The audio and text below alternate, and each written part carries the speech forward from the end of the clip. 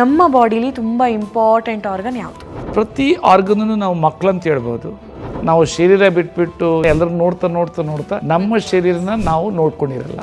Neglect ಮಾಡಿ ಮಾಡಿ ಮಾಡಿ ಏನು ಮಾಡ್ಕೊಳ್ತಿದೀವಿ ನಮ್ಮ ಶರೀರನ ಅಂತ ನನಗನ್ನಿಸ್ತಾ ಇದೆ. ಆ ಮಾತ್ರೆ ತೊಗೊಳ್ಬೇಕು, ಇದು ಮಾಡ್ಬೇಕು ಅಂದ್ಕೊಂಡು ಇದು ಮಾಡ್ತೀವಿ.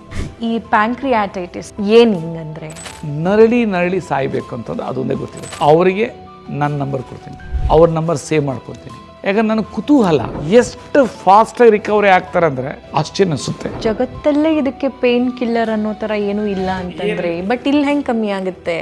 ಒಬ್ಬ ಮಗು ಫಸ್ಟ್ ಸ್ಟ್ಯಾಂಡರ್ಡ್ ಅಂತ 6 years ಅಲೋಪತಿಕ್ JSS ಮೆಡಿಕಲ್ ಕಾಲೇಜಲ್ಲಿ ಎಲ್ಲ ಟೆಸ್ಟ್ ಮಾಡಿದಾಗ ಗೊತ್ತಾಯಿತು ಪ್ಯಾಂಕ್ರಿಯಾಟೈಟಿಸ್ ಇದೆ ಅಂತ. ನನ್ನ ಹತ್ರ ಬಂದು ರಿಪೋರ್ಟ್ ತೊಗೊಂಡು ಬಂದರು.